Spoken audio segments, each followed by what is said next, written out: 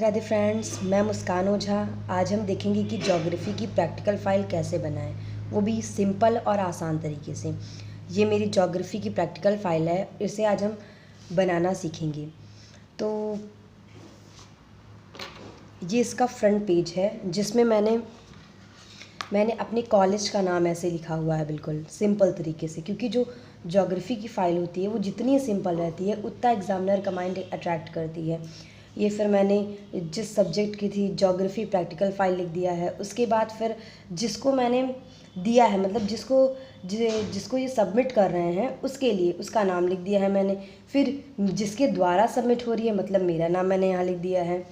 अब इसके बाद सेकंड पेज पर मैंने इंडेक्स बनाया हुआ है, मतलब इस फाइल के अंदर जो भी कुछ मैंने लिखा हुआ है उसको इस इंडेक्स में लिख दिया है, ताकि जो एग्ज़ामिनर हो उसे देखने में आसानी हो, वहाँ वो देख ले, यहीं से जान ले कि अंदर क्या क्या टॉपिक डिस्कस हुआ है। तो ये मेरा इंडेक्स है, मैंने ये सब बनाया हुआ है। उसके बाद ये यहाँ से स्टार्ट होती है मेरी प्रैक्टिकल फ़ाइल, जिसमें मेरा पहला टॉपिक है मानचित्र एवं मानचित्र कला, मैप एंड कार्टोग्राफी।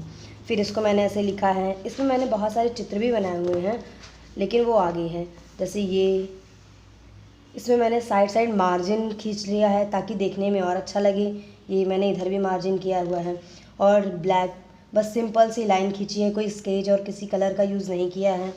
अब इसके आगे ये मेरी प्रैक्टिकल फ़ाइल चेक भी हो चुकी है, क्योंकि मेरी मैम ने इसे चेक कर दिया था। ये दूसरा टॉपिक मेरा मापक है, स्केल। उसके बाद फिर मैंने ये मापक पैमाना लिखा हुआ है आगे, फिर ऐसे करके ये आगे।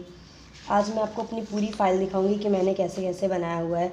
तो ये मेरा पहला चित्र है, जो कि यहाँ मैंने इस साइड सवाल लिखी हुई है और उसके ही सामने मैंने यहाँ पर चित्र बनाया हुआ है। फिर उसके बाद ये मेरी दूसरी सवाल और उसके सामने ये चित्र बनाया हुआ है मैंने।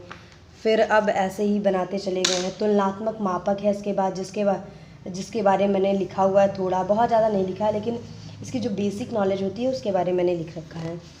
फिर मैंने एक तुलनात्मक मापक से एक सवाल लिखी है और जिसका ये सामने चित्र बनाया हुआ है। और फिर उसके बाद ये वही है, सवाल ही है। फिर उसके बाद ये एक और सवाल मैंने लिखी है जिसका यहाँ पर चित्र बनाया हुआ है। फिर मेरा ये टॉपिक विकर्ण मापक है। उसके बाद विकर्ण मापक के पर मैंने एक सवाल लगाई हुई है और उसका ये चित्र बनाया हुआ है। ये मैं आपको दिखाती हूँ, बिल्कुल साफ साफ चित्र। उसके बाद ये मानचित्र प्रक्षेप है, मैप प्रोजेक्शन, जिसके बारे में मैंने थोड़ा लिखा हुआ है। ये वही है, बस छोटी छोटी हेडिंग है, उसकी परिभाषाएं हैं। और ये फिर मैंने एक सवाल लगा रखी है और इसका यहाँ तक सवाल गई है। और इसका ये रहा चित्र में बिल्कुल सिंपल है। और ये फिर उसके बाद मेरा मार्केटर प्रक्षेप है। उसके बाद मैंने थोड़ा सा उसके बारे में इंट्रोडक्शन दिया है, फिर उपयोगिता थोड़ी बताई हुई है उसकी। और फिर उसके बाद ये एक सवाल लगा दिए इस टॉपिक पर, उसका ये रहा चित्र। और उसके बाद फिर नेक्स्ट टॉपिक है द्विप्रमाणी अक्षांशीय शंक्वाकार प्रक्षेप। फिर उसके बाद मैंने ये उस पर एक सवाल लगाई हुई है और उसके यहाँ पर मैंने चित्र बनाया हुआ है।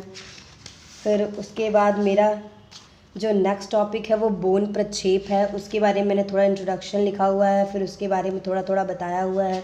फिर आगे उस पर एक सवाल लगा दी है, फिर उसका चित्र ये रहा।